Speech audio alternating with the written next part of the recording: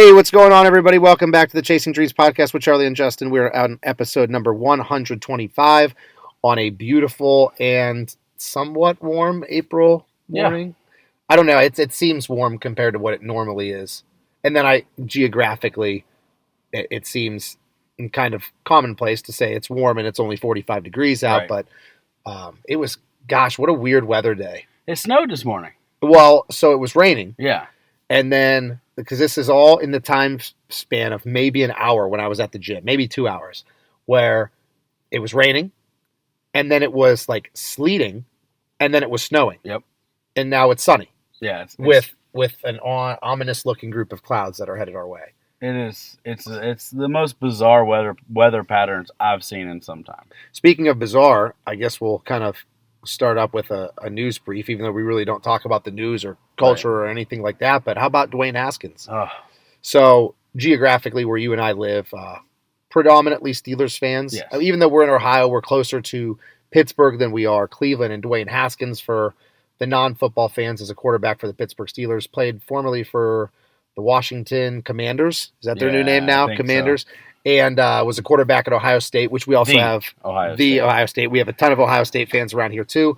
And he was, probably mid-20s. 24, it said. 24. Yep. And was killed in an accident that was a single vehicle accident. It sounds like he was hit when he was walking, but yeah, I haven't been able to see any more details, but I was taken back by it. Honestly, when I looked at it, I was scrolling through social media and I seen it and I thought, oh, it's got to be fake, and I clicked on it and read a little bit, and then it was legit. Isn't it very weird how? Because I was thinking about this, unfortunately, not too long ago with the passing of Louis Simmons, the owner and founder of Westside Barbell.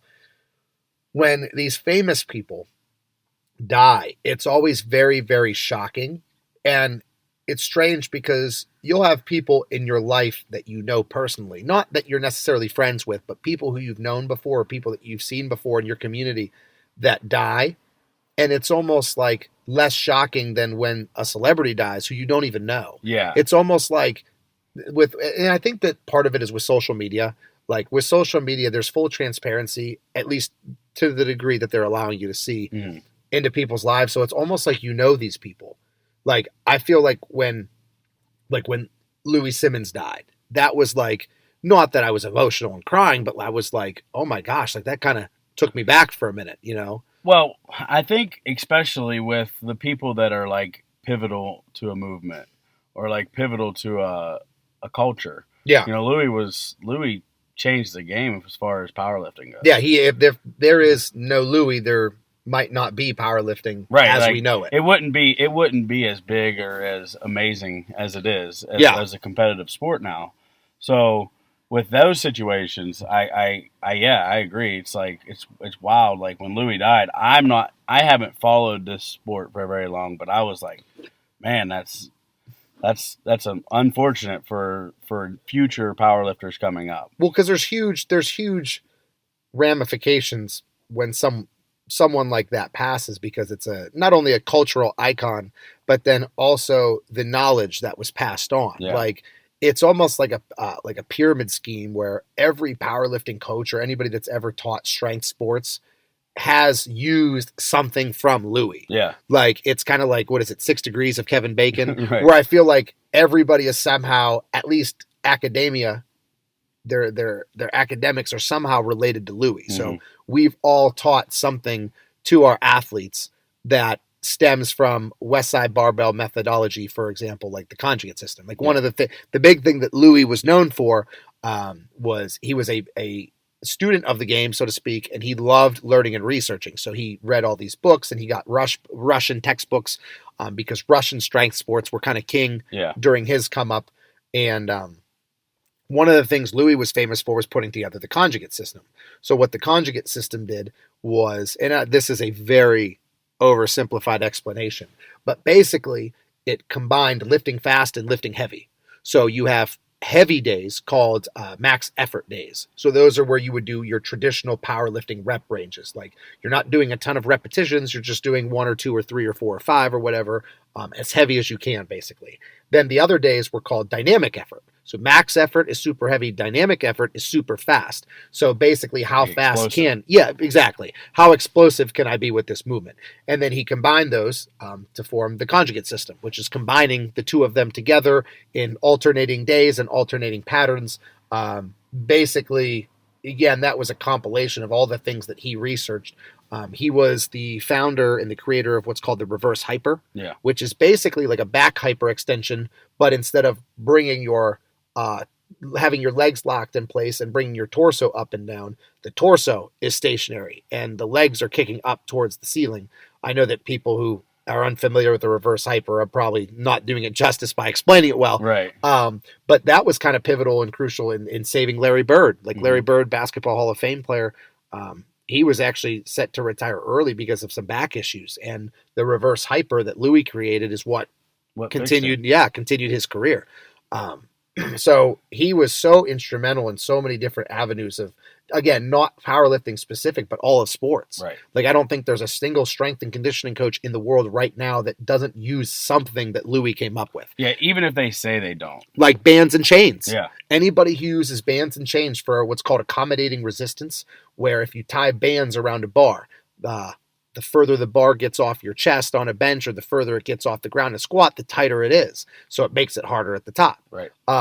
Those were all things that Louis implemented. So like you said, and it's kind of what the main premise was, is when someone passes that is that impactful, it kind of, coincidentally enough, leaves an impact on you. Absolutely. And I was just taken back by the Dwayne Haskins thing. Yeah. I'm an Ohio State fan, so I watched him throughout college, and I really took a liking to him while he was in school. He seemed like he was really, well-spoken-ish, for a new upcoming star. Yeah. Because he was a backup and then took over and did really well. So I really liked him. He was like a really big team player, and I don't follow the NFL anymore, so like I kind of forgot about him, so to speak.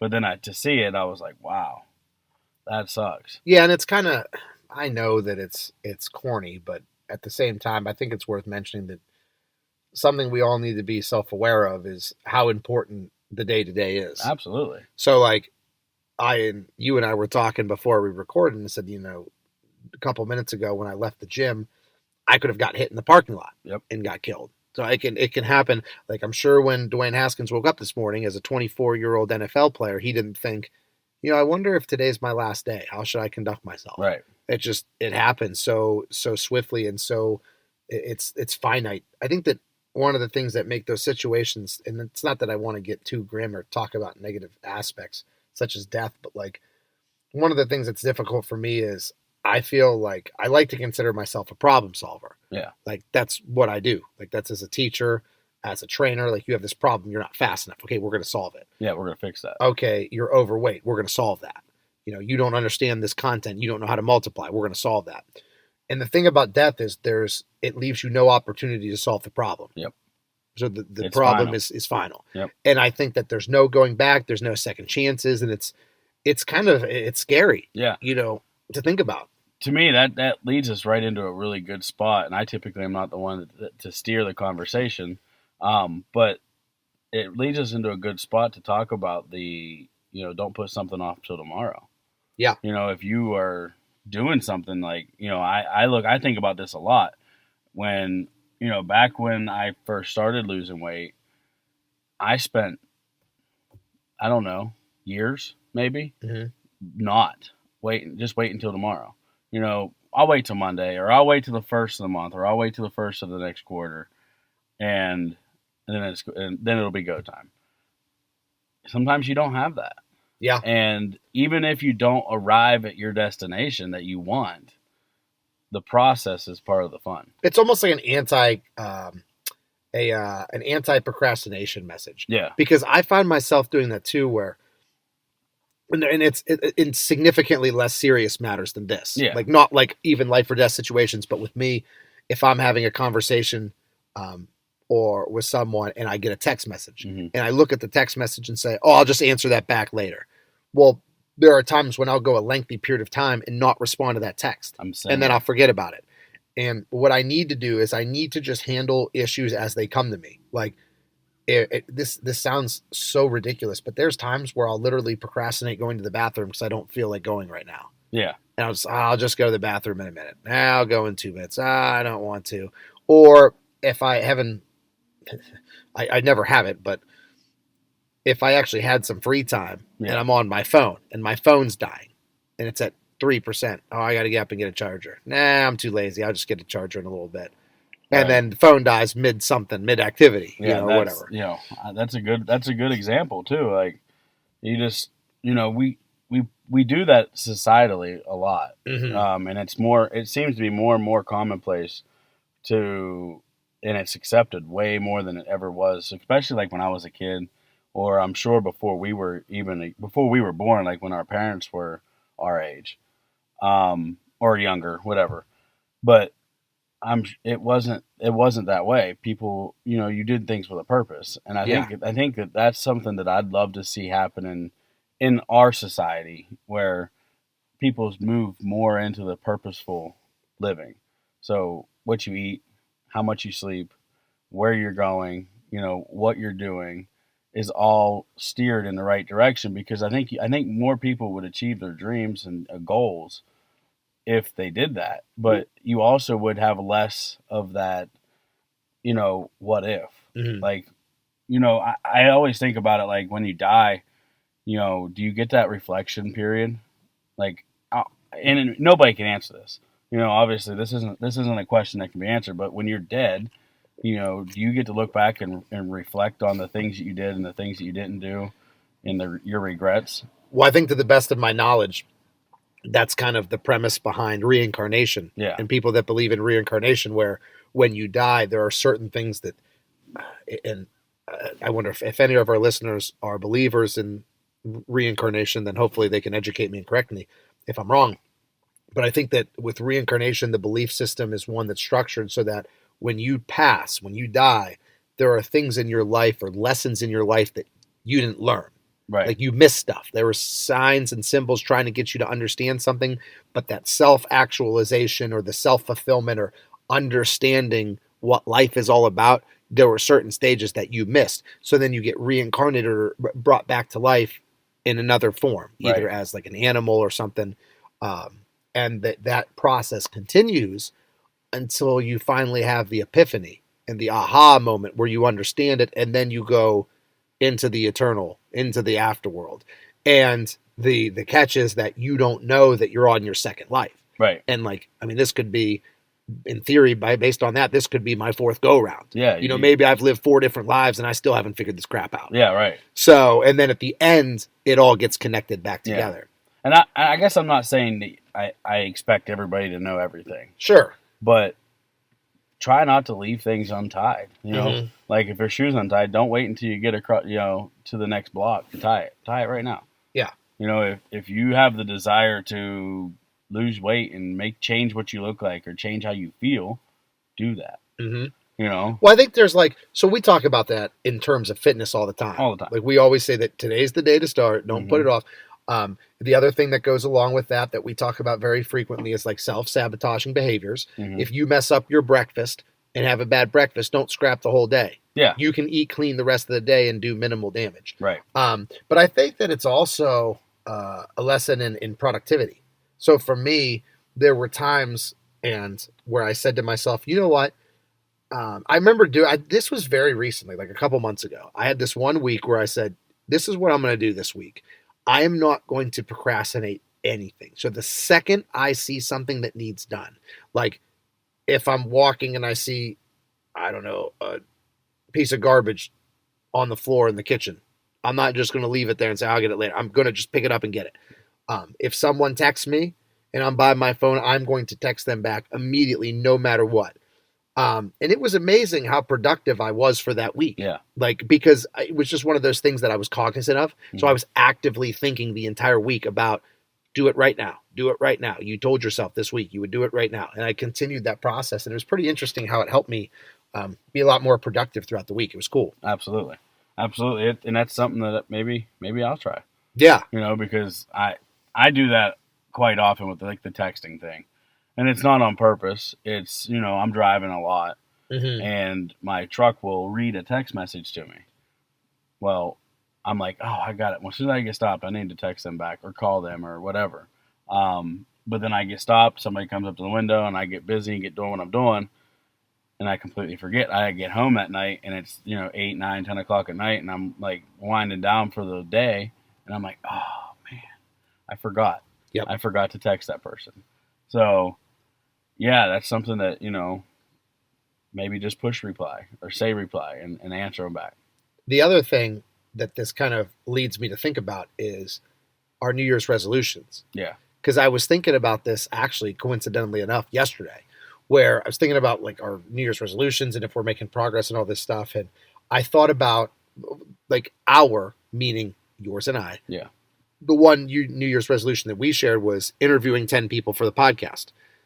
When we started off, we had, I think, was it 3 interviews so far that we have done on the podcast, 2 of which were literally in the same day. Yeah, back to back. And we started off like in January, February with like banging these out. Mm-hmm. We're going to meet, March has passed and here we are in April and we haven't done any additional episodes other than those 3. And this is exactly why people make New Year's resolutions and they don't ever meet them. Yeah. Because then it's too late. Yeah. They commit to something and then early on they have that high energy, high motivation. That thing wanes away, and now I don't have enough time because, like you said, it's too late. Yeah, it's too late to catch up or to do whatever. Yeah. And that's kind of the thing we're trying to spark is, hey, if you put things off, there's going to be a point where it's too late. Yep. I know people say, oh, it's never too late to do this. It's never too late to. Well, there are times when it actually is too late to do something. Yeah. So we actually need to get on some interviews. Maybe I was actually yesterday, I didn't tell you this just because it never manifested itself, but I text Dr. Bordick to see a former guest of ours on episode 114, 113 maybe. Yeah, I think that's 113 or 114. So if anybody wants to go listen to that episode with Dr. Tyler Bordick, he's the co-owner of Inner Strength Pittsburgh. He's a doctor of physical therapy, works in the strength and conditioning field. Former competitive bodybuilder and powerlifters, a friend of mine from college. Anyway, I asked him probably yesterday mid-afternoon, I said, hey, you want to jump on a podcast tomorrow? Just because he's someone that we both know now. Yeah. You've met him before, and just he's very easy to talk to, and he's one of those guys that kind of like how you and I just nonchalantly start our episodes. Yeah. He could just join us and hop right in and we could have a conversation.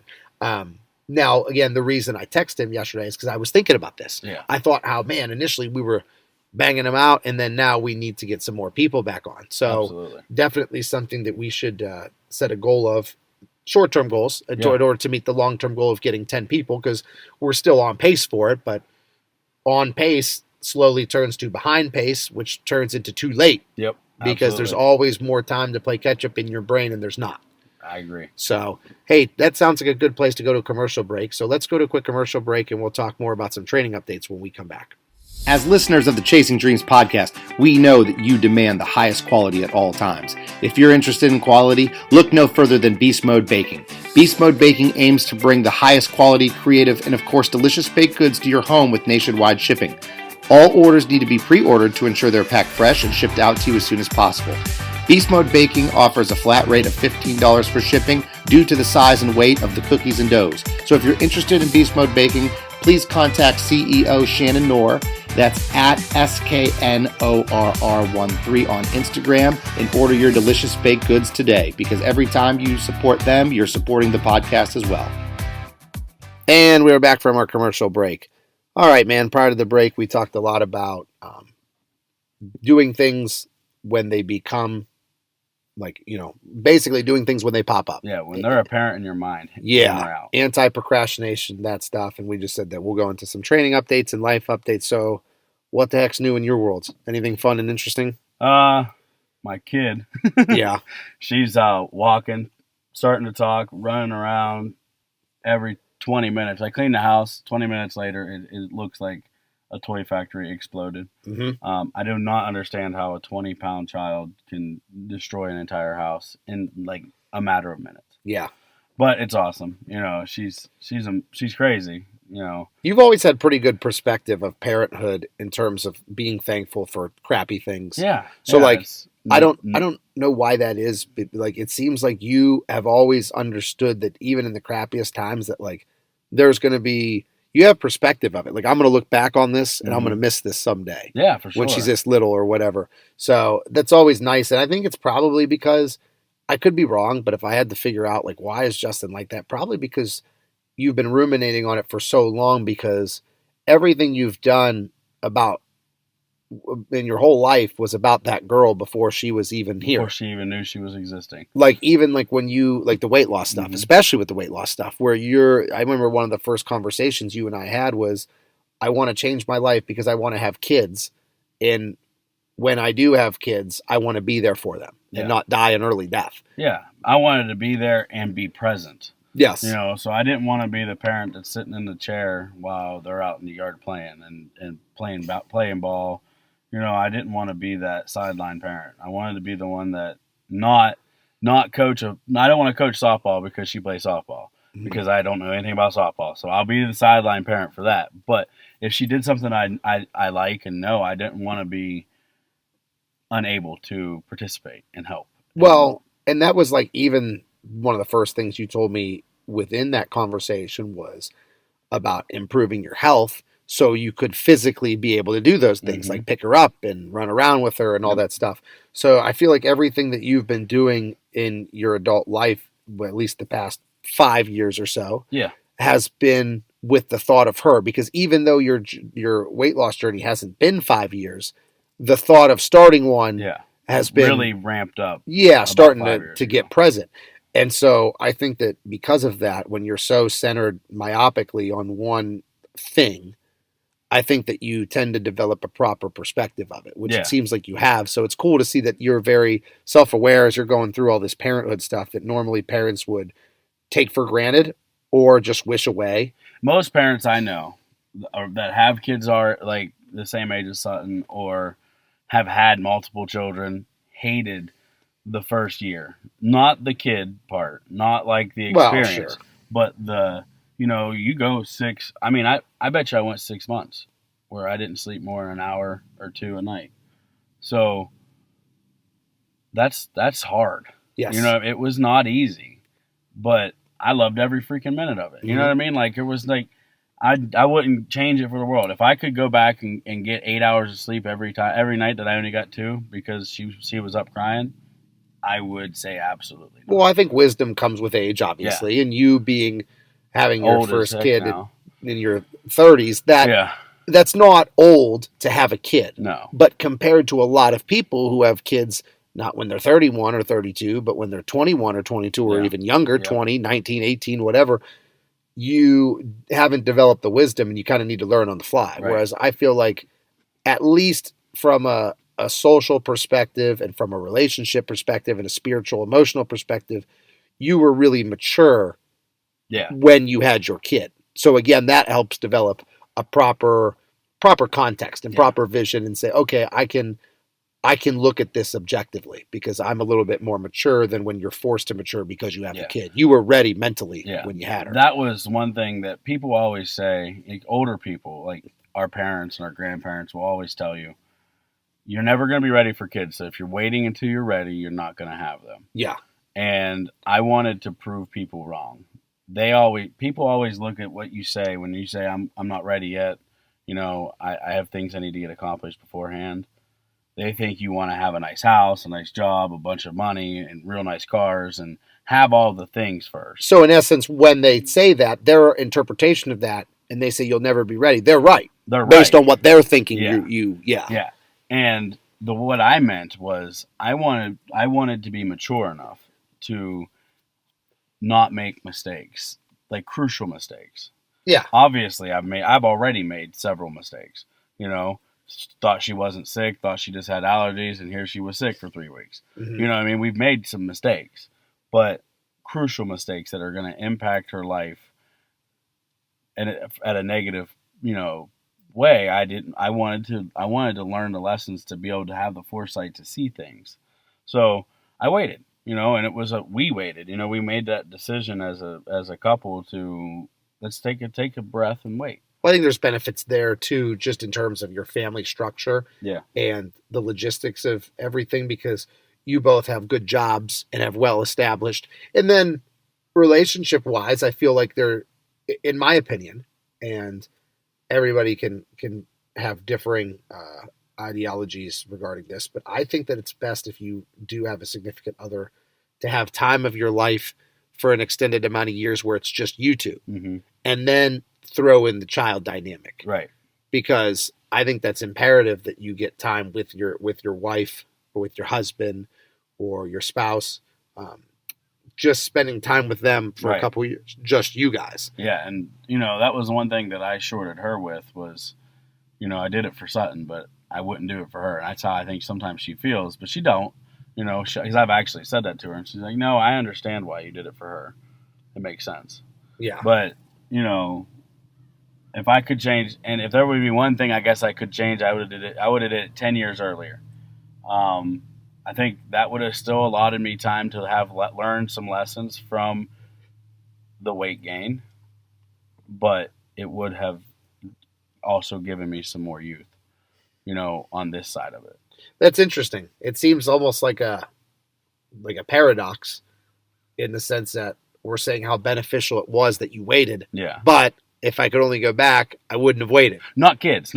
Yeah. The weight loss part. Okay. Yeah, I'm sorry. I would have lost weight 10 years earlier. I think I still did everything else the same because I was way too immature 10 years ago. Uh-huh. But, I guess, hindsight's 20/20 because 10 years ago I wasn't mature enough to be focused and dedicated to lose the weight. Well, and that's what I was gonna mention is hindsight's 20/20. Like, if I'd have known I could have accomplished this, yeah, I would have done it 10 years ago. But would you have had the mental fortitude or the capacity to be able to accomplish it 10 years ago? I could legitimately boldly say no, there's no possible way. See, I'm actually, ironically, I'm the exact opposite. Yeah. Whereas I don't want to say hit my peak, but I was able to accomplish from that much more in terms of physique stuff just because I was more focused on myself. Right. Whereas now, and that's kind of the nature of my jobs, but I'm more focused on other people. So it was very easy for me to do stuff like that back then. Yeah.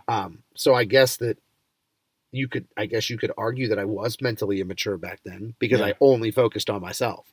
And someone could say, "Hey, can you help me with this?" "No, I need to go to the gym. Sorry." And I had no problem. Whereas now it's the opposite. Now I have difficult time making statements like that, making time for myself because I'm like, "Oh, sure, I'll do it. Yeah, I'll help you. Yeah, no problem." Right. So the irony in that is you say you were immature because you were selfish, right? Yeah. But that selfishness has gave you the time to focus on what you needed to, and would you say it's fair to say that you learned the bulk of your strength training ability for other people teaching yourself? Yeah. So there's a lot. I mean, I've been adamant about that for a while.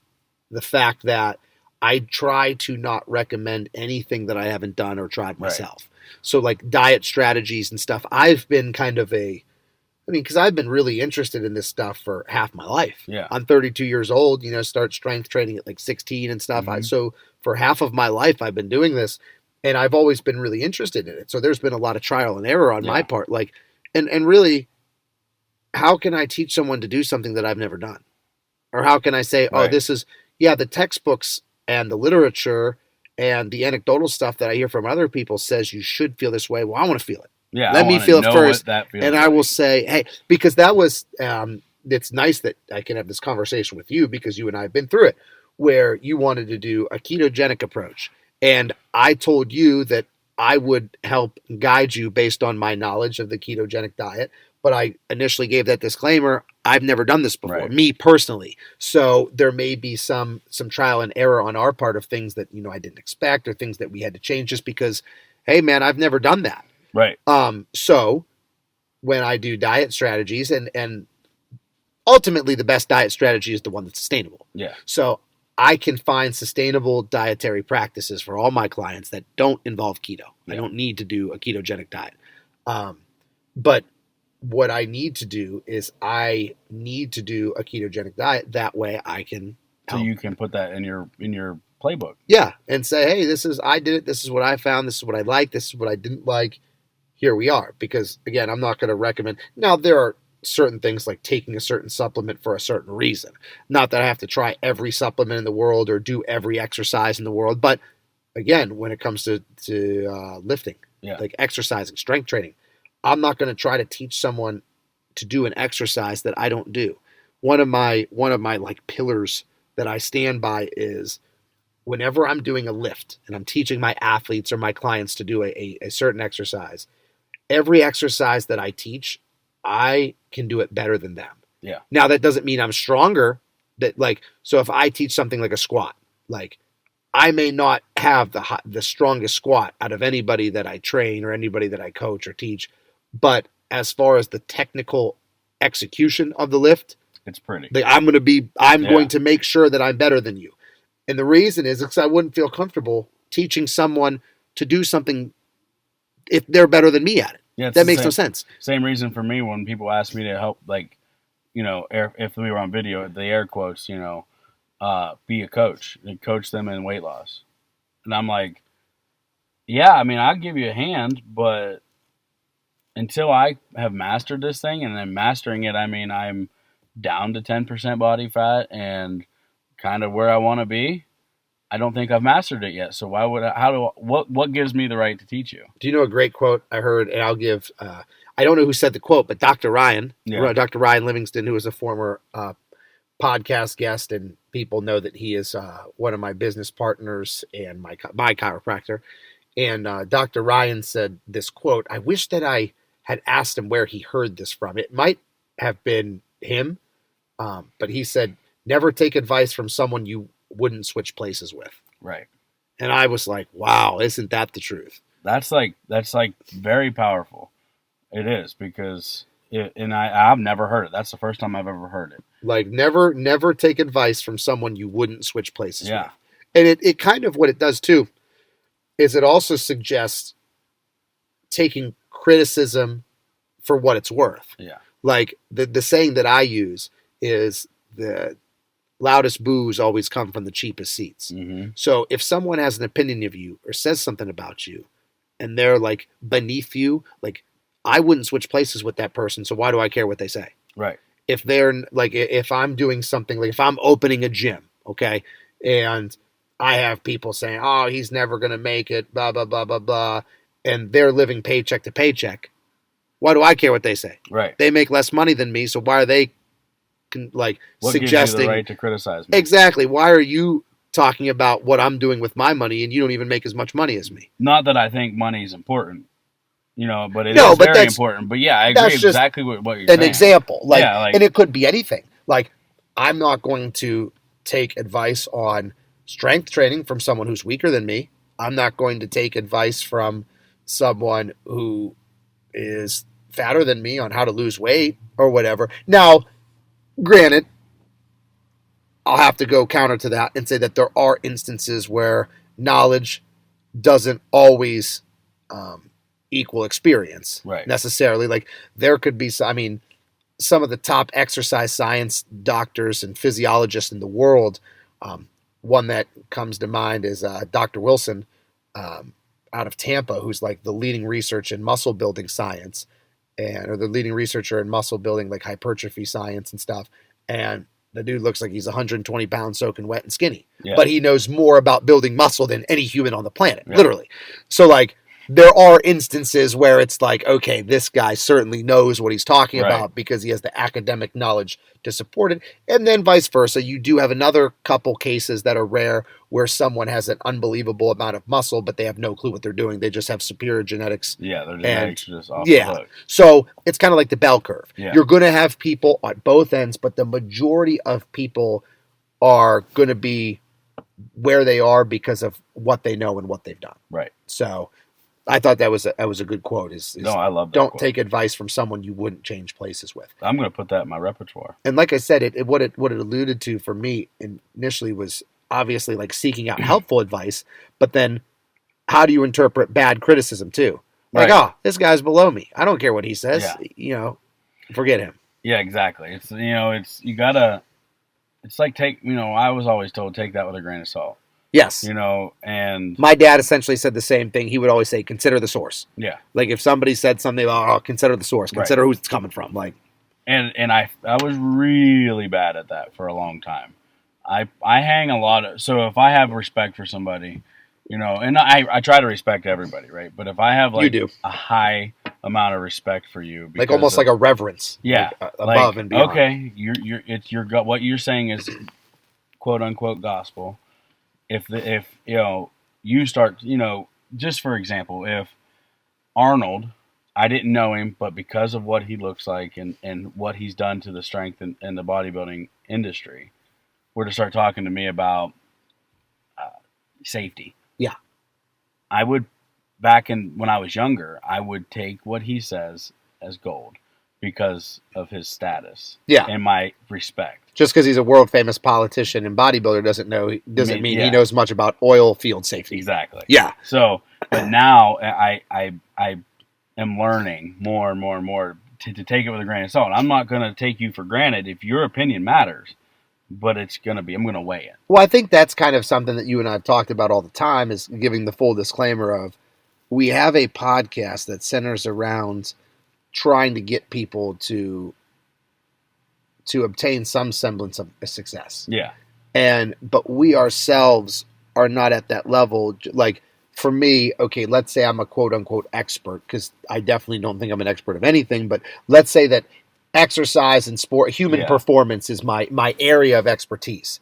Like that doesn't necessarily give me the right to come on here and talk about business, because I'm not rich, exactly. So I don't want people to take what I say and say, oh, Charlie, he's a professional, well-established guy who knows a lot about lifting.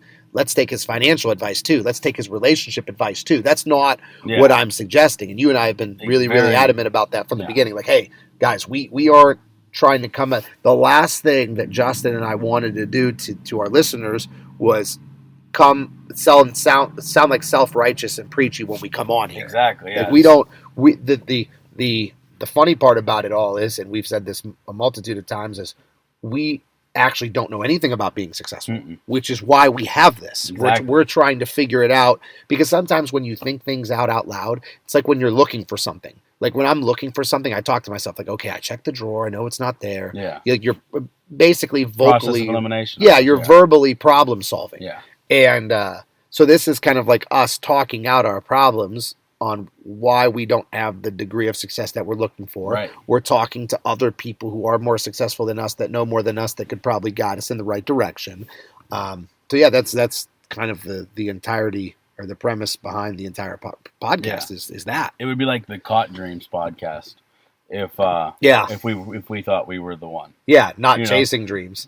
Yeah, this is basically an inside look at us problem solving our way through our own lives. Yeah, failing and succeeding and failing and succeeding again until we get to where we want to be. A lot more failures than successes at this point, for sure. But that's several for me. But yeah, it's and that's one thing. Like when I explain this podcast to people, I gotta go record my podcast, and somebody looks at me like, "What? You got a podcast?" Like instantly they think it's amazing, or they don't. But a lot of times that's what they think, and I'm like, it's we talk about predominantly health and fitness, but we're focused on trying to become successful. So it's called the Chasing Dreams podcast. So we're chasing success. And we like to talk to people who are either self-proclaimed successful or successful. Like, you can't say you're not successful if you are successful. Like, if I see that you're successful, I want to talk to you. I want to learn from you.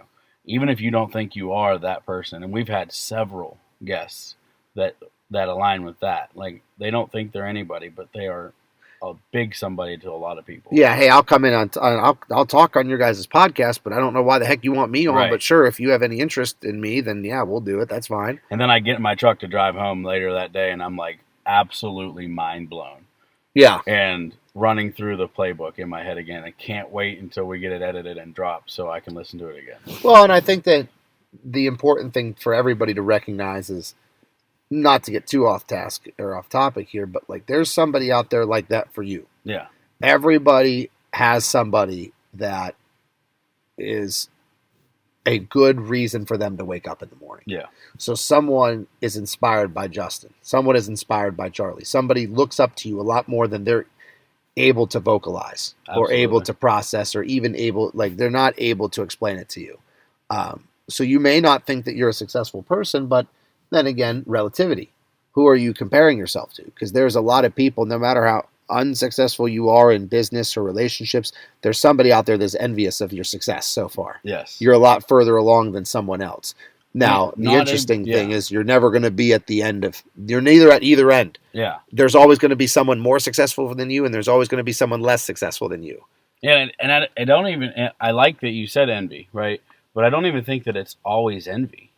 Like, they don't, not in every case, it's not envious. They use you so much as, like, motivation, or so much as, like, you are something that they think about continuously. And everybody, you're right, everybody has that. Yeah. Like, so I hate when people say I'm worthless or I have no purpose, but trust me, you do. Somebody somewhere wants to meet you someday, ... Yeah. Because you are something to somebody. Yes. Rather that's your mom or your sister or your brother or your aunt or whatever, or a colleague that you don't even work with anymore, but you have made an impact on somebody's life. Everybody makes an impact. And I think the coolest part about that is that there are impacts that you make from people you don't even know. Yeah. That there's nothing more self-actualizing to me where I realize, like, this is why I'm here, than when I have somebody say something very complimentary of me, or say something very impactful or profound, like, I listened to his podcast and, like, not like it's that big of a deal, but, like, changed my life. Or, like, yeah, I saw this video that he posted of this exercise and I do those every day now and it really, really helped me, or whatever. Right. And it seems so much more meaningful when it comes from people you don't even know exist. And then you hear and it's like, whoa, like, right. I have that big of an outreach, because we all do. It's not just a social media thing where if you don't have hundreds of thousands of followers, you don't have outreach. We all have community outreach every day. Yeah. Think about the number of people that you interact with, not necessarily talking to, like in an extended dialogue scenario, like you and me sitting down and talking for an hour on the podcast. But think about every person you pass, every person you make eye contact with. Like, those are all connections and opportunities that you have to be impactment for someone or with someone. So, like, down to the door you held open. Yeah. So what are you doing to maximize the positivity of those interactions? Yes. What are you doing to make an impact on someone that is seemingly minor that may stick with them for a little bit? Yeah. Like a smile, a door hold, a how are you, a strike up a conversation, all the way down to, hey, I'm a personal trainer. This is my number. If you strike up a conversation with someone who says that they're interested in losing weight or whatever, I think that those things go a long way, because really, I don't know the meaning of life, but the more and more I'm entrenched in it, the more I see that it's about relationships. Yeah. It's about us being connected. Yeah. All of us. Building relationships. Yeah. We are all connected in this universe. We're all in this together, and we need to find better ways to create those impactful situations. When I, talking about, like, holding the door for somebody or making a small lasting impact on somebody. Yes. Reminded me of, when several years ago, my uncle passed away, and he was hugely, like, a mark on my life. Mm-hmm. And when he was dying, he said, when I'm gone, don't mourn, don't be sad for a long time, but, like, on my birthday or the day I die, whatever you guys pick, do something nice for somebody. Yeah. Just go out of your way completely to do something that you normally wouldn't do nice for somebody. And I took that very, very seriously, to the point now where I try to do it on a daily basis. Like, because the first time I did it, that I was actually doing it on purpose. It made a big difference to me, because, like, I could see a genuine smile on somebody's face that I have never seen smile before. Well, I think that's a perfect place to start to wrap it up with actionable steps. Yeah. What is a takeaway that you could have from this episode? use this as the opportunity to go do something nice for someone. Yeah. Have a high impact situation. No, I take that back. I don't even want to say high impact because impact. Yeah, have an impactful, a positive, impactful situation on someone this week. Because when you think high impact, and that's kind of counterintuitive to the message we just sent, that little things can be high impact. Yeah. So do something nice for someone, and let's kind of use that as a communication tool. Yeah. People report back to us. Let us know. Comment. Message us. Let us know something that you did nice for someone this week. And if you would allow it, we can share it on the podcast for next week. Yeah, I'd love to have a list of feedback. That'd be awesome. So with that, we have come to the end of another episode of the Chasing Dreams podcast with Charlie and Justin. This has been episode 125. As always, we appreciate your listenership, and we look forward to hearing back from you guys next week. Unbreakable, unstoppable, I'm pushed to the edge and